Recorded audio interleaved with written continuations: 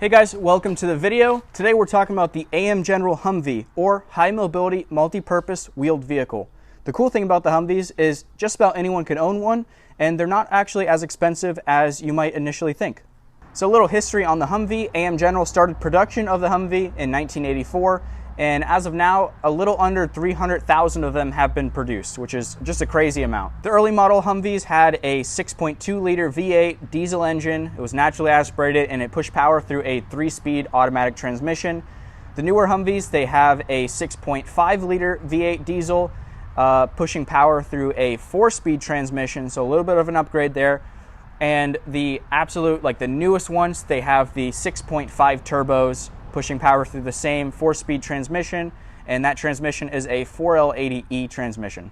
My good friend Logan came by the other day with his 2009 M1165a1 Humvee. This is one of the newer model Humvees with the 6.5 turbo diesel in it, and he let me drive it around a little bit, and let me just tell you, this thing sounds absolutely beautiful.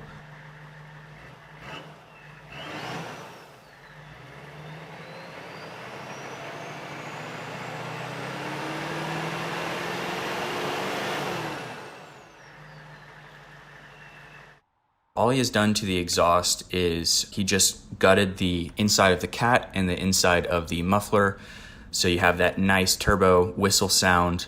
But driving this thing around, I notice a huge difference between this truck and my old 1987 Slampback that I've been driving around since 2016. So definitely cannot wait to get my truck done, but this thing was just absolutely amazing and such a blast to drive. I had a huge smile on my face the whole time. And it actually kind of sounds like a Duramax a little bit, especially under high load and high acceleration. It has that little Duramax rasp that I like a lot. That is awesome.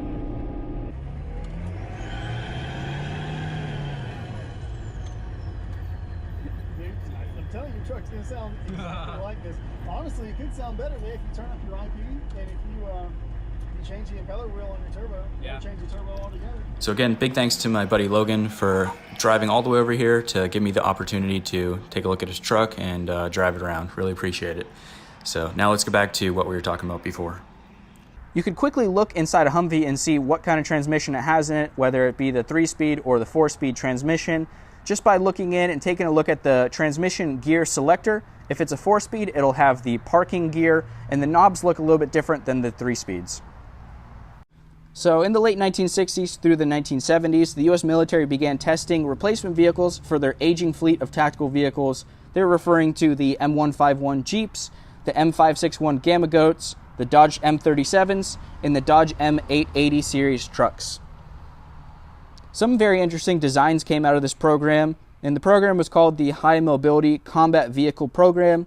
Some vehicles included the XR311 prototype, built by the FMC Corporation. It's pretty cool looking. And the Lamborghini Cheetah. Rapid acceleration allows Cheetah to move out in a hurry, even in loose gravel. Just picture our U.S. military using Lamborghinis out in the desert and just completely beating the shit out of them. I find that kind of funny. By the late 1970s, the U.S. military put together their final list of specifications that this new vehicle had to meet. It had to have excellent off-road performance, the ability to carry a large payload, have improved survivability against indirect fire compared to the previous vehicles that we had. It had to climb a 60% incline and traverse a 40% slope, be able to ford 5 feet of water. And it also had to have all the electronics waterproofed so it wouldn't get damaged when you're fording water. To meet these specifications was a very tall order. Out of the 61 companies that were initially interested in the program, only 3 of them submitted prototypes. This was AM General, Chrysler Defense, and Teledyne. In 1981, after a lot... What the heck? What's that? Anyways, in 1981, after a lot of testing, AM General was finally awarded the contract to build the military Humvee. After this, the final development had started for the M998 variant. After talking about the brief history on the Humvee, you might be interested in buying one. So, where do I find them at? I usually go to Facebook. You could go on Facebook Marketplace. There's a bunch of groups you could go to on Facebook, a bunch of Humvee groups where people are constantly selling their trucks. Most of them are already on the road. There's eBay. I find a lot of vehicles on eBay. And then there is some private sellers or companies that will actually sell you turnkey Humvees. So another possible option is actually going through one of the government surplus auction sites, such as GovPlanet or Iron Planet. You could find yourself a very good running truck on here for a pretty cheap price, or you could accidentally get a bad truck and end up spending more money than if you would have just gone through a private seller or one of these companies, because there is no guarantee with these trucks if you buy it straight from one of these sites. They're straight out of military service. They've probably been sitting in a field for who knows how long, a year, maybe 2 years, maybe less. And then you're only able to see the pictures of the vehicle and possibly even a running video. But other than that, it's really a gamble of what you're going to get. Now, if you pay close attention to some of the pictures, you know what you're looking for, you might be able to, find a good one. I've had plenty of very good trucks from these auctions, but I've also had a couple shit boxes. So you do have to consider that when you are buying. You might end up, putting a lot more money into one of these trucks than you initially thought. But if you're mechanically inclined and don't mind getting yourself a project, then I think going through one of these auction sites might be the way to go. It's not going to be instant. You're not going to, be able to pick up the Humvee right after the auction. You will have to wait. I think I had to wait about 4 months before I could pick mine up. And then it was a big hassle getting all the titles and everything like that sorted out. But if you don't mind going through that route and hopefully getting a good one from the auction site, then yeah, that might be the way to go for you. Now, after finding out where to buy one, you might be wondering, which model should I get? There's so many different models to choose from. Well, it varies between person to person. Back in 2016, I got my first Humvee. This is the slantback truck some of you guys have seen quite a bit of on my channel. This one actually has the 6.2 naturally aspirated diesel with the 3-speed transmission. And back then, this was like all that was available, just the 6.2s, the 3 speeds. And these older trucks, they drove fine on the road. I even daily drove mine for a long time. The 3-speed transmission was really my only complaint. It limited my top speed to around 50 miles an hour, like cruising speed, and then 55 if I had to pass somebody for a short period of time. But now within the last few years, the more desired 6.5 liters with the 4-speed transmissions came available at the auction sites. These ones will have a slightly higher top speed at lower RPMs, which is more ideal for longer range driving and just general on-road use. Most recently, some of the newer models have been introduced to the market. These variants have the 6.5 turbo engines with the same 4-speed 4L80E transmission. In stock form, the turbocharger doesn't really increase the power by too much, but it does slightly quiet down the engine and also adds this sweet turbo whistle.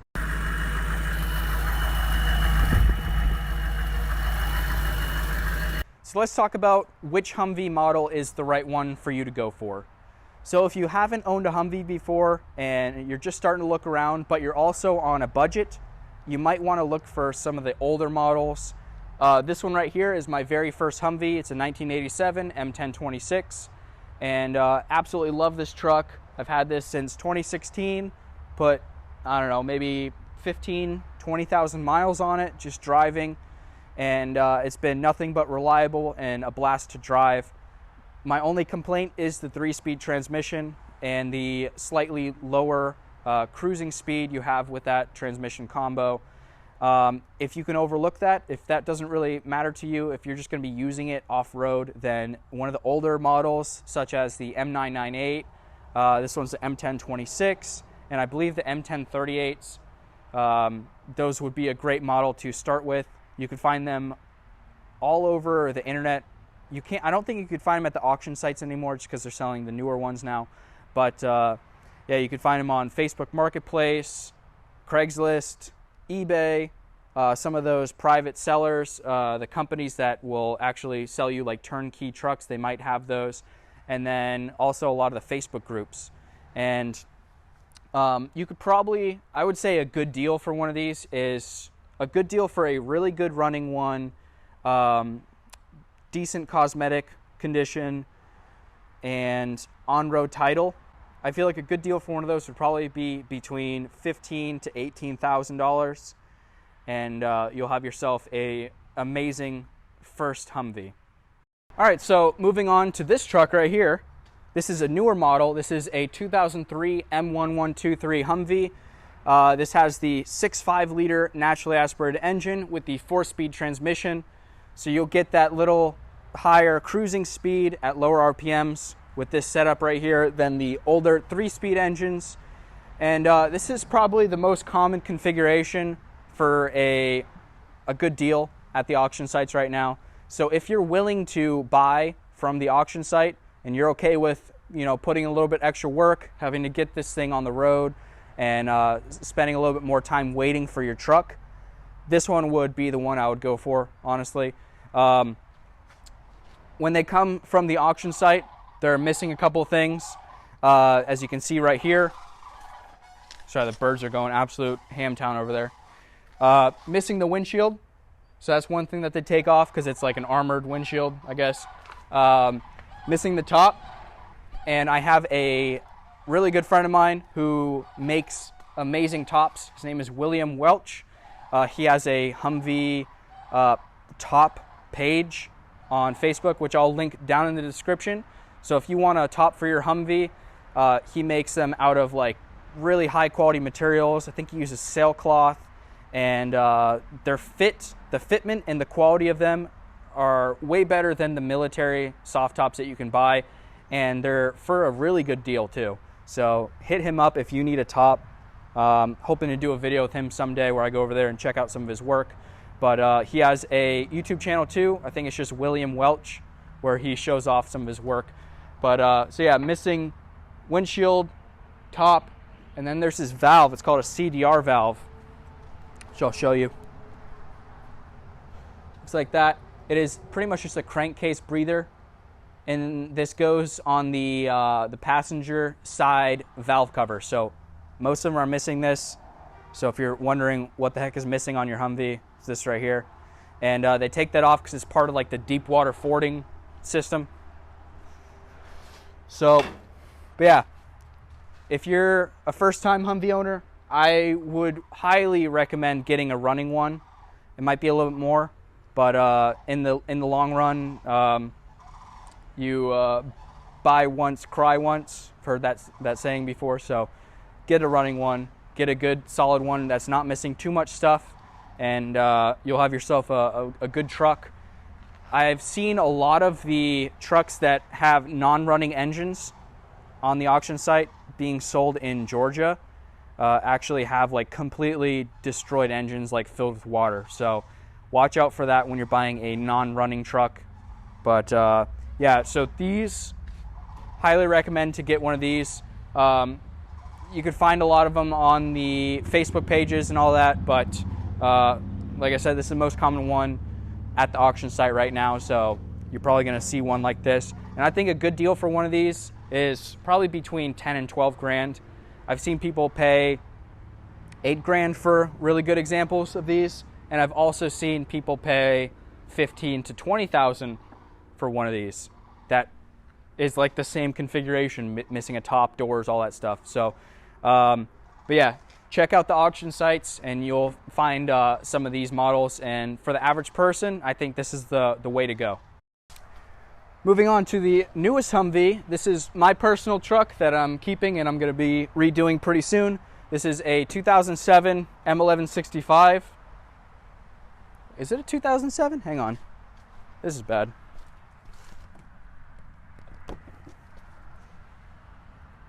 Oh, shit. Sorry. 2006 M1165. And these are very cool. So this one has the 6.5 turbo engine. Same 4-speed 4L80E transmission as the M1123s. And you might notice some of these newer ones you see have the extended nose. It's like a little extended snout, they call it. And what that is for is it's to accommodate the larger cooling stack that these trucks have. Some of the models that come with this 6.5 turbo engine, it's the M1165 like this one. We got the M1167, the M114s, and the M1152s. So these models with this front end like this, these are called the ECV trucks. They are expanded capability vehicles. They have some cool upgrades, such as an upgraded steering box. It's like a super heavy duty, it's like a new Shepherd steering box.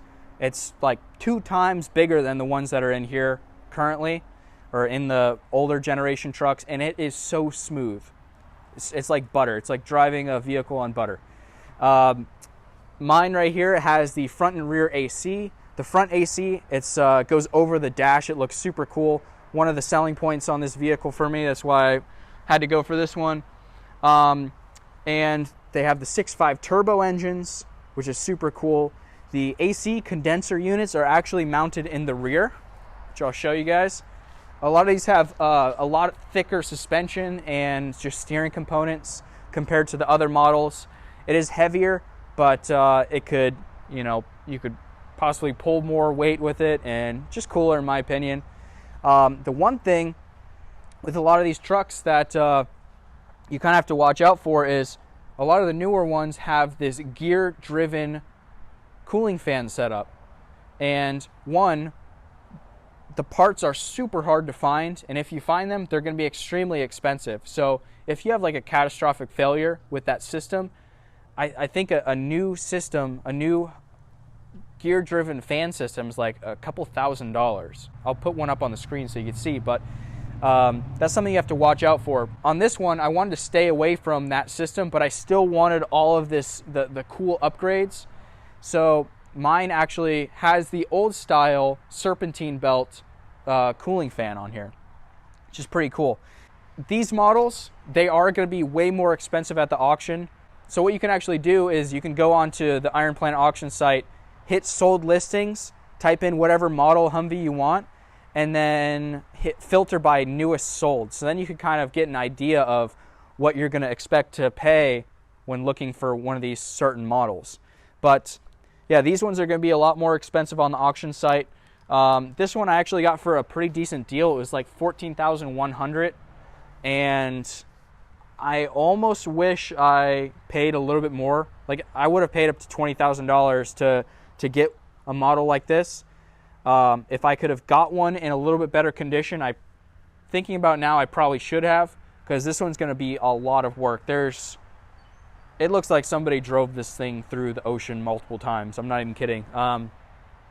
My nickname for this truck is Rusty, so it's Rusty.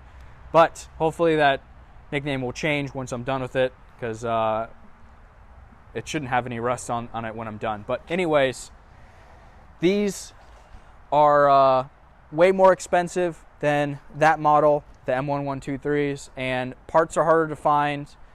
And I would only recommend getting one of these newer turbo trucks if you have prior Humvee experience and are mechanically inclined, because it's going to cost you an arm and a leg if something breaks.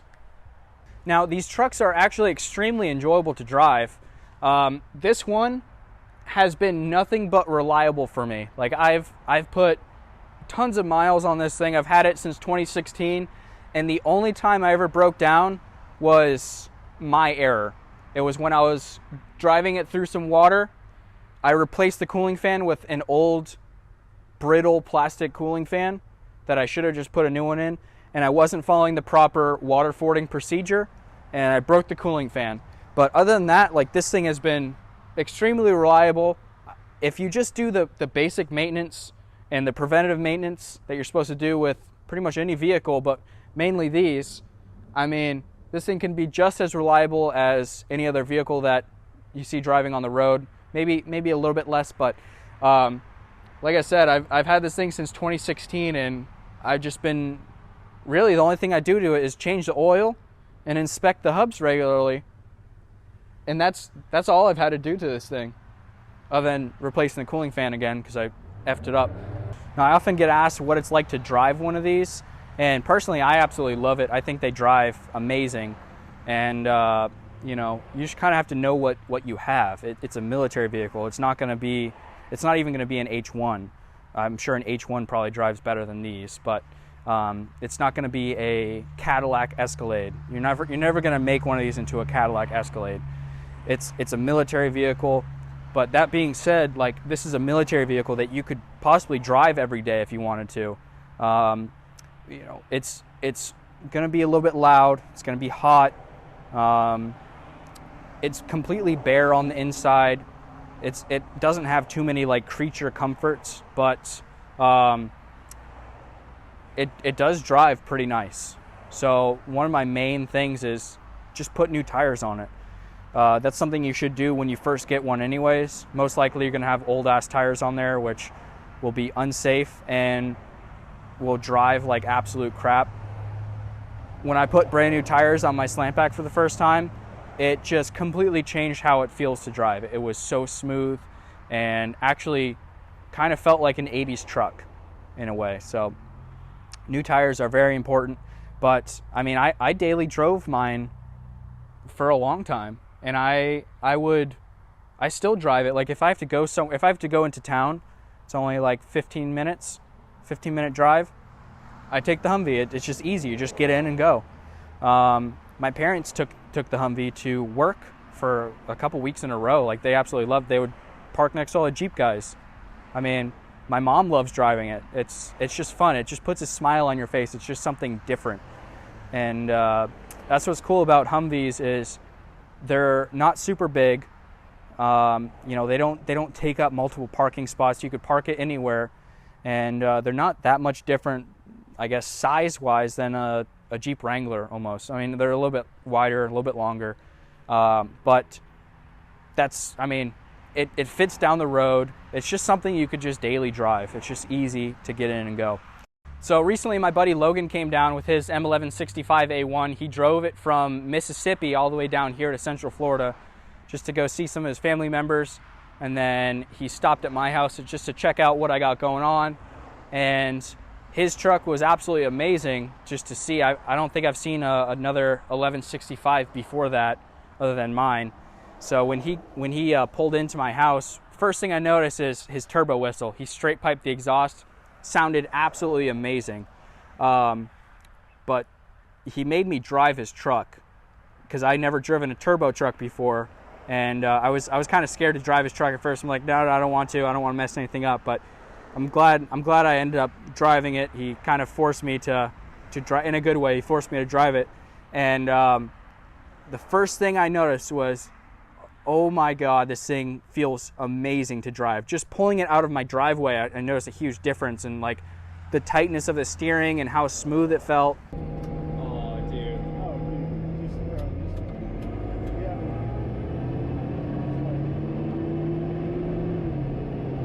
Oh my God. Dude, there's no way. Oh yeah, dude. Your truck's gonna be just like this. And then it accelerated down the street and just the turbo whistle, and I could definitely feel a huge power increase over the 6.2 I'm used to driving. And flipped the air conditioning on. It was blowing ice cold air right in your face, and it was such a cool experience that I'm always so used to driving the 6.2, the old style Humvee, and just like small differences that just made it so much better, like the tight steering, the cool exhaust sound, just everything about that truck just made me so excited to get working on our truck right here. So I cannot wait to start tearing this thing down and starting on that project. With all that being said, I definitely think the Humvee is probably one of the best and most practical military vehicles that you know, the average person can buy and actually use on a regular basis. You know, parts aren't super hard to find. Nothing is too expensive on these, other than, you know, when you start dabbling with like the newer Humvee stuff, the newer model like turbo truck stuff. It's not super hard to drive. My mom drives it, and the whole experience is really fun. And I definitely think if you're new to military vehicles, or you don't even own one yet and you just want to kind of get into it, I think a Humvee is the perfect option. All right guys, I'm gonna wrap this video up here. Hope you all enjoyed. Let me know what you guys thought about this style video. I'm thinking of doing a similar style video on all the other vehicles that I have experience with. So like Hemmett's, Deuce and a Half's, 5 tons, Stewart and Stevenson, stuff like that. And maybe even branching out to vehicles I've never even touched before, stuff I don't really have experience with, but just go and talk to people who have owned them, or go and visit someone who owns a certain military vehicle that I find cool and interesting, and you know, gain a bunch of knowledge about these vehicles, and then make videos like that on stuff that we might not see every day, or, you know, cool military vehicles. I think that would make some pretty cool content. Let me know what you guys think, and don't forget to like, comment, and subscribe. Helps my channel grow, and I'll see you guys in the next one. Thanks for watching.